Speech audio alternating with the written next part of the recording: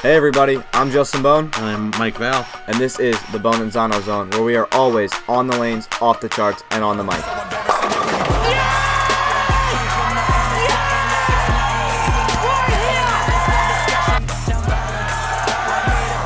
Destiny was on his side. Strike to claim it. A strike to claim it. And he got it!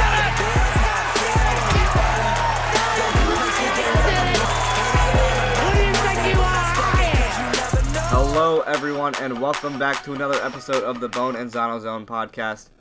First off, before we get started, I want to thank Chuck Gardner and Bowl for Life and Bullish.com. Thank you guys for sponsoring us. We greatly appreciate what you guys are doing for us. But now, on to some... I don't know what this is going to be, Mike. We're going to go unscripted for this one. There is no script today. We are just going to let it fly. Well, not really let it fly, but just kind of like go with what we're feeling. Yeah, it's Just kind of figure it out. it's been some rough times, and everything's kind of up in the air with the world's going these days. So the bowling world obviously has been affected too. So we're just going to just chat, and whatever's on our mind, we're just going to talk about today. Yeah, so this obviously stinks for a lot of us. I've been painting a lot of shoes. That's been keeping me busy. I painted my bowling shoes, got some painting right before everything shut down. So is it like a little business you have? Is that what it is, or just doing it just to like a hobby? I mean, if someone is like, oh, let me paint your shoes, or can you paint my shoes? I'll be like, yeah, sure, why not? So I'm actually taking them kind of just to give me something to do right now. So if you've got a pair, let me know. Text me, call me, whatever you want to do. Yeah. They came out pretty good. There's a couple next to me, and they look pretty good. Yeah, so that's what I've been doing to keep busy. Also, we're in the process of moving. Everything's still going pretty smooth. Hopefully we'll be in the new house sometime in the middle of May. Mike just moved, and, well, I moved.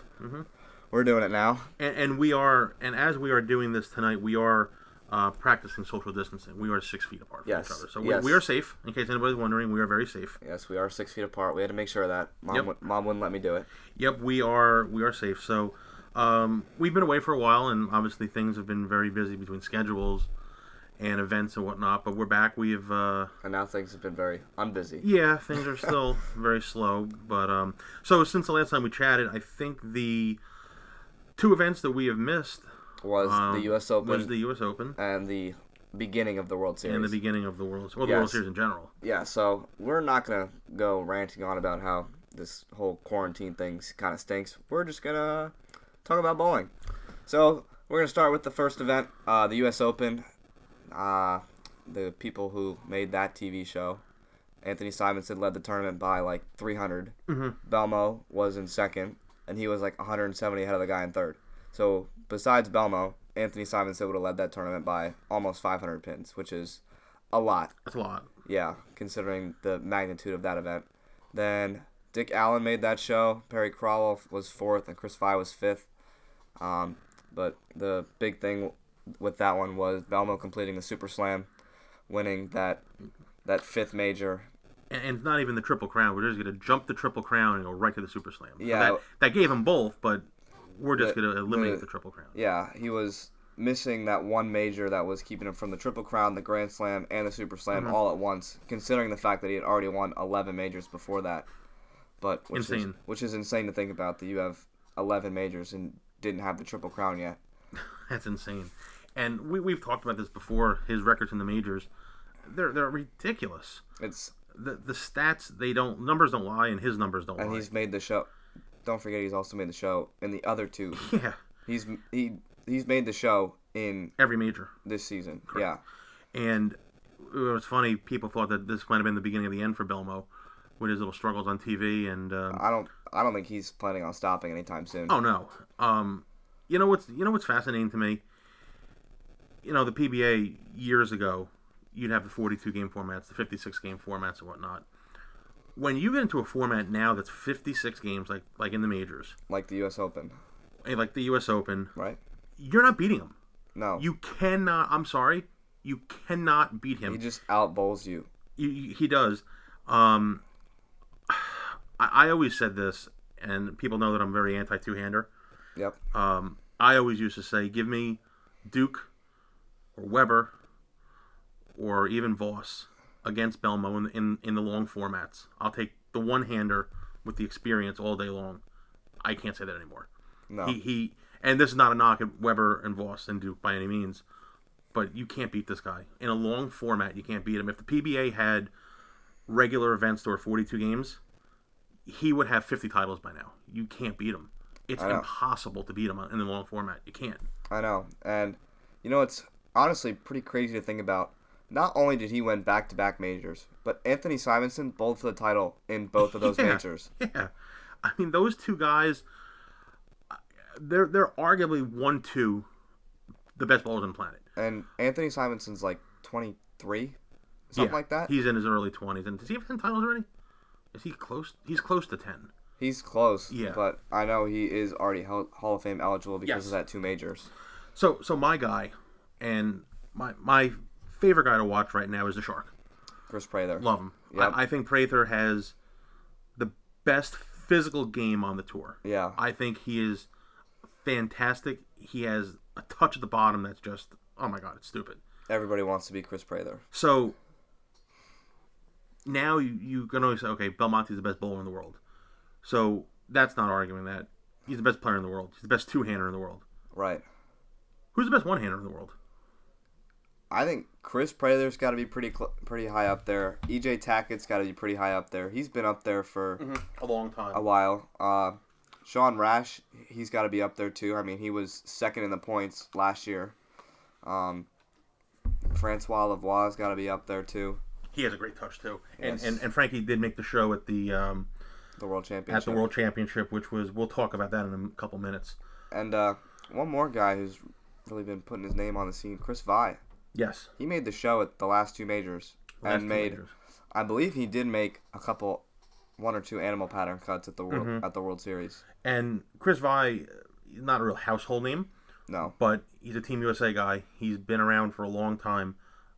He's just starting to break through. He's a good player. He really is. Another two-hander, but he knows how to bowl. He really does. I remember him from when Dad used to bowl what was the PBA Regional in Coldwater, Ohio, before it was a flow bowling stop or an extra frame event. It used to be just a regular regional, and Dad would go out there all the time. Great family out there, Harding's family, great people. But anyway, off topic. Chris Vi would always bowl that event when he was 16, 17 years old, and it was fun to watch then, and it's been really interesting to watch him now from just bowling a PBA regional, just being a kid, to being on Team USA, and now making freaking back-to-back shows at 2 different majors on the PBA Tour. Correct. That's it's pretty good. It is pretty good, and he's going to learn the ropes. The first time on TV, he struggled a little bit. He had a better showing the second time. Yep. And I'm sure he's learning each time he's on the show, and he's getting there in the majors. He's going to get there in a regular stop. So he's going to break through eventually. He's close. He's knocking on the doorstep. It's a matter of time before you see Chris Prather Chris Vi with a title in his hand. Absolutely. So that was the U.S. Open. So winner of the U.S. Open. And by the way, what would you rather have? What would you rather need in the 10th to win the U.S. Open? A hit to win the U.S. Open, or to make the 3-6-9-10 to win the U.S. Open? Oh my God! I mean, God Almighty! I mean, he dead aced the first one. Oh my God, phenomenal! And then got up, and that's something that you don't really see ever. Someone when you can see someone make a bad shot like that when they need it, but the fact that he left that many pins. But that's not the question. The question is, you're up. You need a hit to win the U.S. Open on that, or make the 3-6-9-10 to win the U.S. Open. What do you want? I think in his position, I think I'd take the 3-6-9-10. Really? I think so. I think at that moment in time, the pattern might have been developed, but when you're bowling on something that flat, that difficult, I mean, don't get me wrong. You had to know how to bowl to get there, but of course, a 3-6-9-10 is a spare that you shot your whole life. It's also the hardest spare in bowling, or the 2-4-7-8 for the lefties.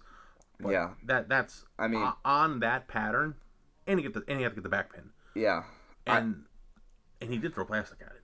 I think what he did was it was pretty impressive to watch him show up there and take home that one. And big surprise there. Give him the jacket. Not a surprise. Nope.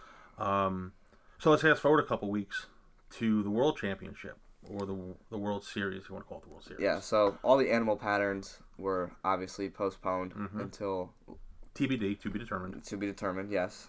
But we've got the World Championship show that went on, and meanwhile, that one Thursday, and this is going to go back to what I was going on during this time, where that one day that everything got canceled, the NCAA tournament, the NBA, basketball, NHL, baseball, everything got canceled. I was actually supposed to be at a film competition down in Washington, D.C. called STN. I remember that.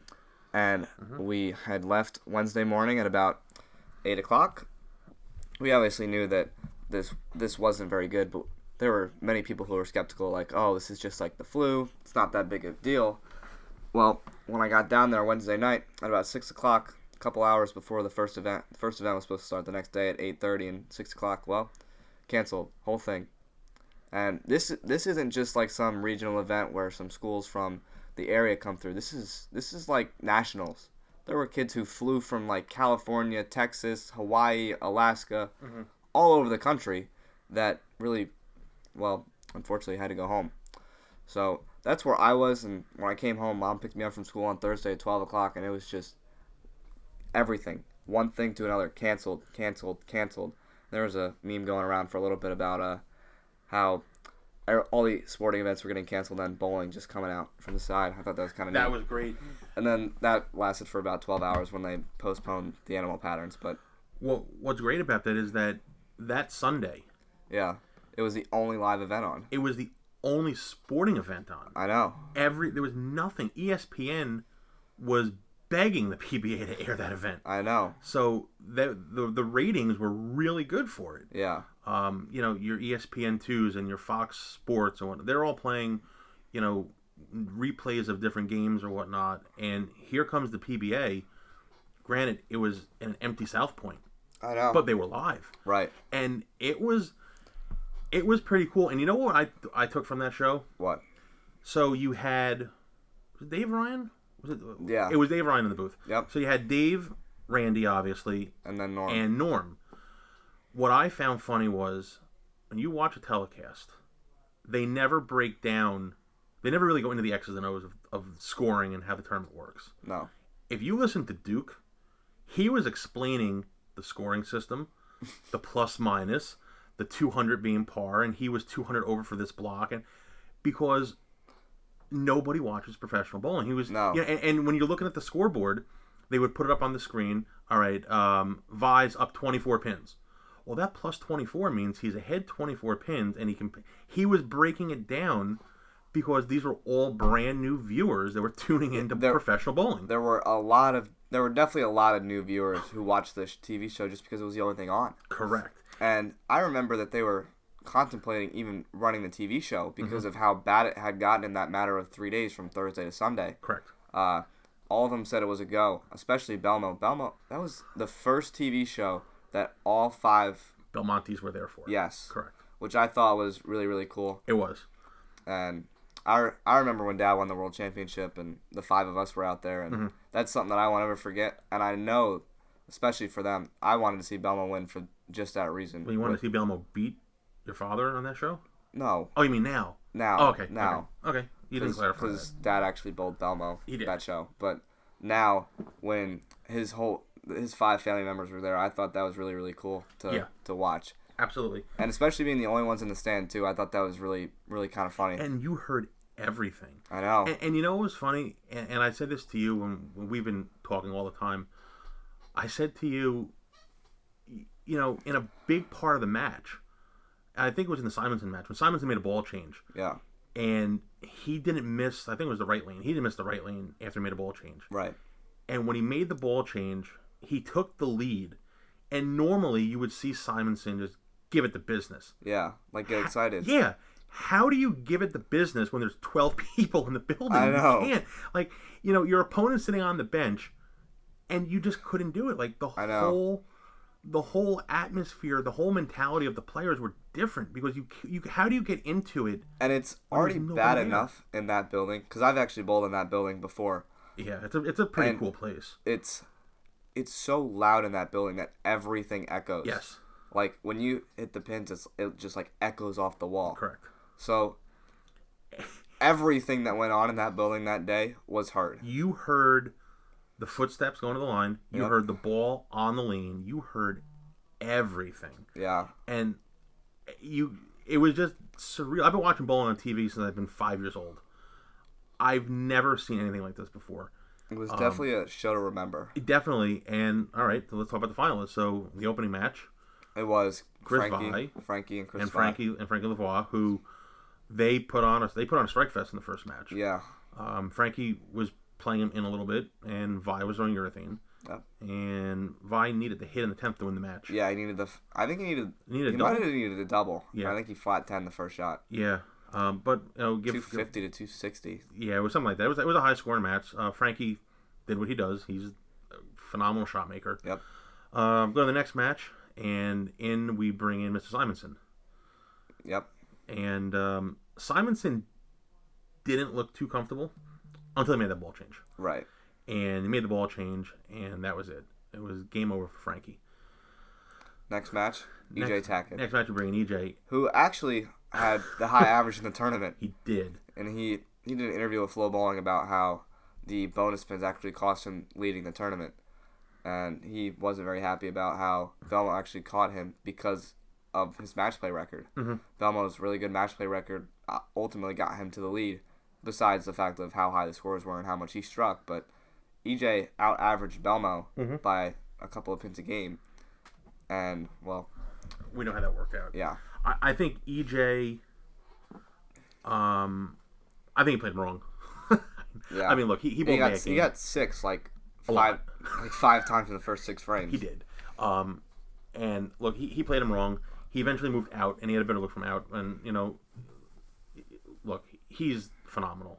He played him wrong. He admitted he played him wrong. He's going to be back.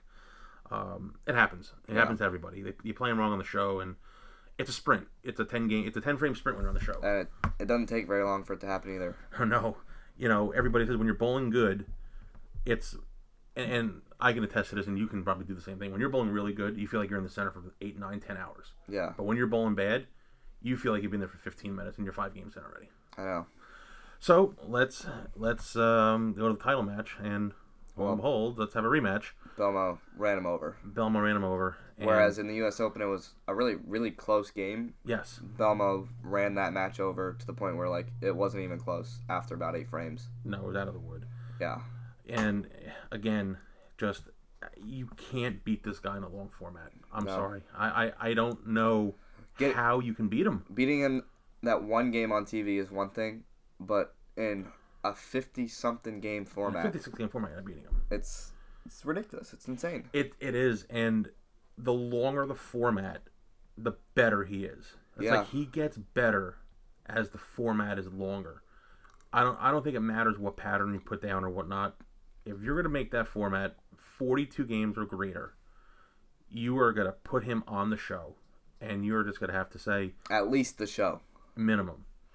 Because you see, like, he wasn't, like, obviously leading from the beginning. No. He worked his way to the top, and, well, once he got to the top, it was... He doesn't look back. No, he doesn't. It's like he goes, beep, beep, try to catch me. Yeah. And you're not catching him. And how about this one? I'll give you another one. Back-to-back majors, right? He finished 7th at the Open. And I think he finished in the top 10 at the World Championship. Who? My man. Oh, Man. My man, yeah. I call him a magician. He's a magician. He's been doing this for... Who's the magician? Norman Duke. Oh. I mean, let's give Duke his props for a second. Yeah. That's... 40 titles. What's Duke, 56, 57 years old? 55, I 55, think. What did I say, mid-50s, right? Yeah. And he actually was the leader at the U.S. Open for a while. Yeah, he was leading for a little bit. So here's a senior who is against the kids, and he's up there. Unfortunately, he didn't get to the show in either one, but my God, like That's insane. And I call him a magician because he can do anything he wants with a bowling ball. And to me, and I'm not taking anything away from anybody else. If I had to go put my top 5 of bowling, Norm is up there.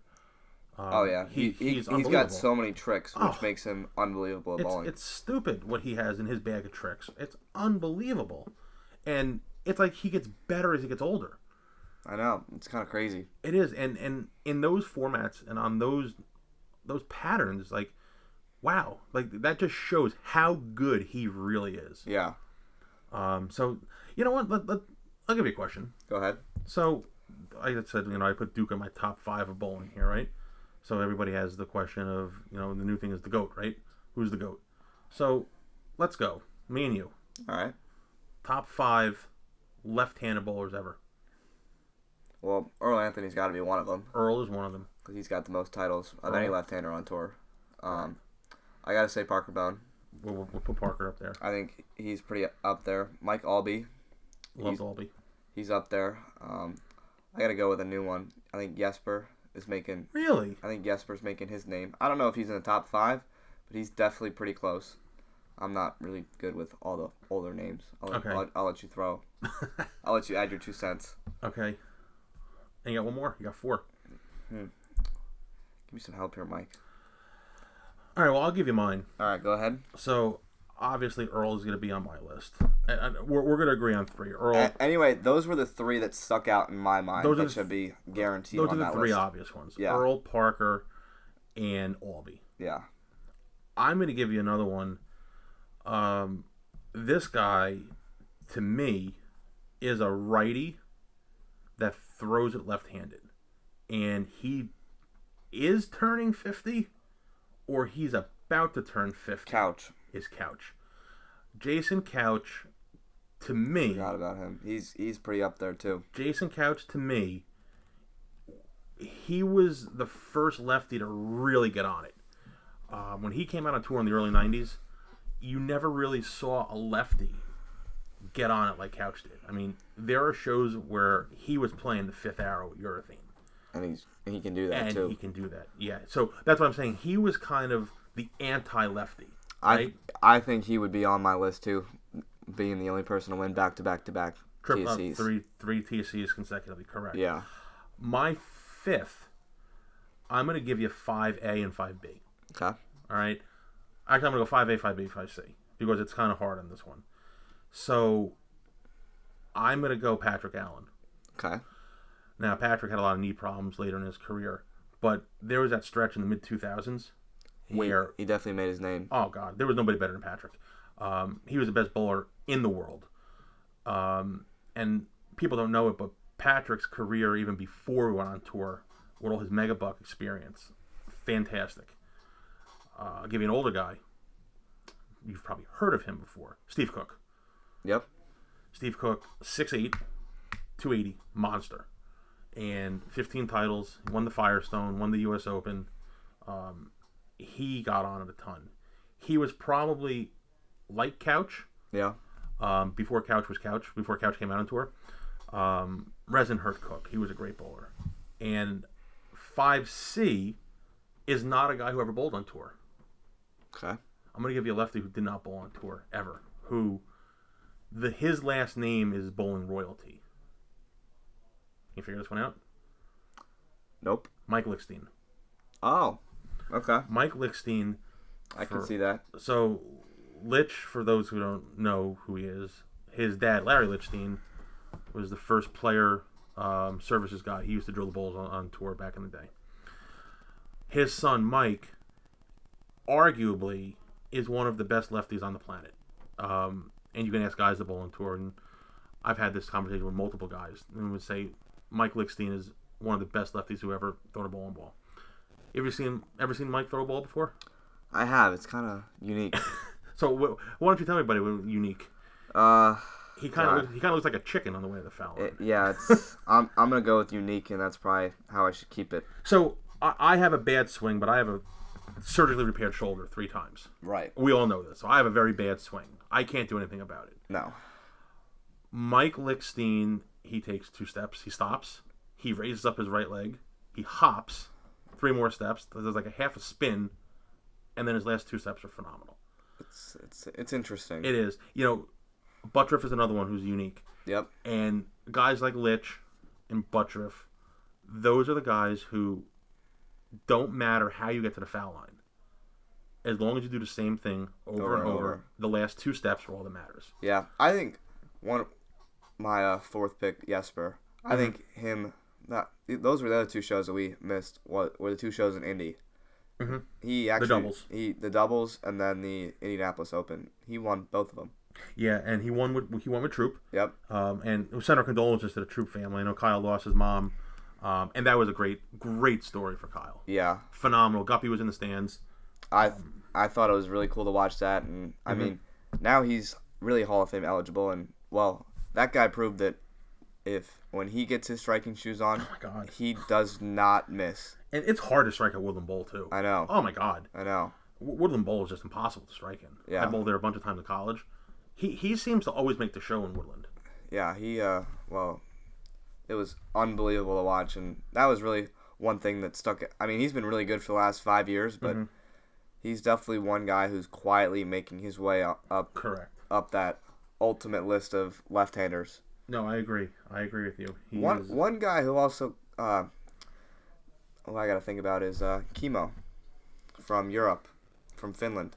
You may have to fill us in on this. Kimo, he's been pretty good overseas. I don't think he ever really bowled on tour. I don't really know a whole bunch about him. I've met him a couple of times. He bowled the Senior World Championships this year out in Vegas with Dad. Okay. Where I had a couple conversations with him, but he's won the Ballmaster overseas. That's a pretty good tournament. Yep. I know he's won that tournament. I know he's finished second because that's who he bowled. So Dad. he has some game. Yeah, when Dad won it a couple of years ago, that's who he beat. Mm. I mean, I think he's got to be pretty up there for another guy who hasn't bowled on tour. Okay. So here's I'll give you another one. Go ahead. Guys that don't bowl on tour. So let's go. We did the top 5 lefties that Yep. we talked about. Now we're just talking about left-handers. We're not going to talk about left-handers now. So so obviously Kimo is an amateur. Yeah. Well, Who to the American bowling. to the American ball? Yeah. So amateur-wise, and there's Okay. a lot of good amateurs in the country. Yeah. Who is, in your opinion, Oh the God. best amateur bowler in the United States? I don't really. God, this is hard. This is a good one. I'm going to make you think. You're gonna make me think. I but am going to make you think. I'm gonna think before. I'm gonna think, and you give your answers. I will give. How many do you want me to give? Name a few. I'll give you 3. All right. My first one is John Janowitz. Yep. I think John Janowitz, JJ, is the best amateur bowler never to bowl on tour. Yeah. JJ he knows a lot. Oh my God, real nice guy, super nice guy. But my God, he's pretty good. Oh, he's stupid good. He's a genius. He's won team trials a couple of times too. He's a multiple-time Team USA member. He's won the National Amateur a bunch of times. Yep. Which is no surprise either. No, he is really good for a guy in his upper 40s. He can still play. He's always in match play when he bowls the Masters. He is a fantastic bowler and a ridiculous mind too. Oh my God, I know. Forget about like the science of it, like what he does working for Kegel and the pattern designing and whatnot. But knowing the ins and outs of the game, he has a bag of tricks like Duke almost. I mean, he's fantastic. I'm going to give you a local guy. Okay. Well, I don't say he's local. Massachusetts. Okay. You know what I'm talking about? From Massachusetts. I want to say Alex Aguiar. Very good. Alex Aguiar. Another good guy. He runs a couple shops up in New England. He is a multiple-time NEBA champion. There's like 20 titles, whatever it is. He's got a lot. He has a lot. And for those who don't know what NEBA is, New England Bowling Association, they run tournaments up there, and there's a lot of good players up in the New England area. And there is. Yeah, and Alex has been a really good player for a long time. Alex, his name. I notice his name is always up because I follow them. Mm-hmm. His name's always up there when it comes to NEBAs. Yeah, Alex has a regional title as a guest. Yeah. With some left-handed guy that's related to you. Oh, I don't know who that is. Yep, he has a regional title. Alex won. He won the TAT in Vegas a couple years ago. He won the mini eliminator, I believe, a couple years ago as well.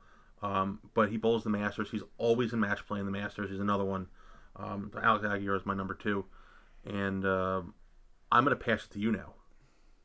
I don't know a lot of good amateur bowlers when it comes to my mind. Like, you could probably name some off. Like, I knew JJ. I knew Alex. God. I mean, Vernon Peterson's another one. Yep. Vernon's been around for a long time. The captain, they call him. He's been around for a long, long time. Team USA guy forever. Mike Rose, another guy from, I think Mike Rose is from Buffalo. I have no idea. Yeah, Mike Rose is another guy. I'm gonna let you take the wheels on this one. I'll just agree with what you say. You gotta agree with what I say. That's scary. Yeah. But those are my picks there. But I would say JJ is the best.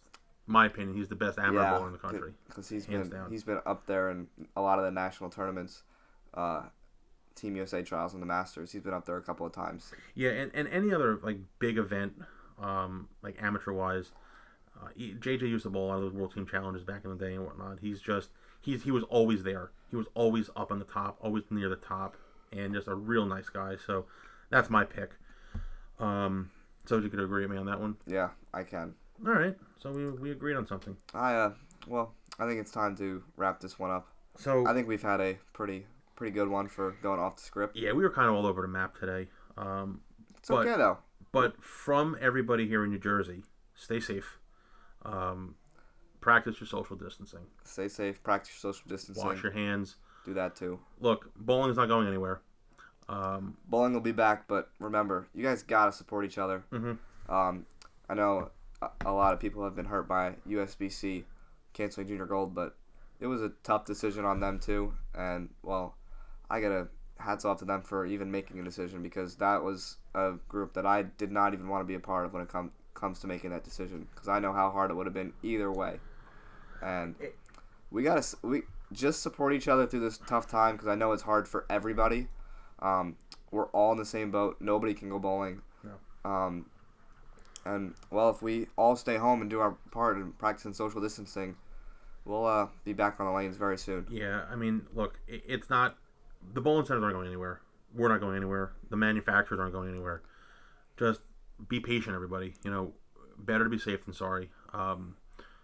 People ask, how you doing today? And I make the joke. I said, look, my feet hit the ground. I'm already ahead today, Yep. As long as our feet hit the ground every day, we're already winning. So let's keep it that way. And we will see everybody back. But, for you guys not going Junior Gold, I know it stinks. But, you sacrifice 1 year. Yep. And that's the way to look at it. There's so many other tournaments to bowl. Yeah. And I know we're about to wrap it up, but just think of it this way. Once bowling is back, let's say if it's back in the summer, right? Right. And I'm going to say, for you guys as youth bowlers, even for me as an adult bowler, there are going to be so many events at your disposal. There are going to be tournament directors popping off tournaments left and right. Mm-hmm. You won't know what to go bowl because there's going to be so many ran. Exactly, and that's because the bowlers are going to be hungry, the tournament directors are going to be hungry, and the bowling center is going to be hungry. Absolutely. And, the centers are shut down, so that's a great way for them to get back on their feet a little bit and to get traffic in the door. Will tournament bowling, or league bowling be what we're used to? Who knows? I know with the Nationals, they're pushing back to September. Right. Only one team a pair now. That's one thing that's going to be affected, and that's just an example. So there's multiple ones. We can talk about that at our next one, but everybody, stay safe. Stay safe, practice everybody. social distancing. As for now, I'm Justin Bohn. And I am Mr. Val. And this is the Bohn and Zano Zone, where we are always on the lanes, off the charts, and on the mic. Goodbye.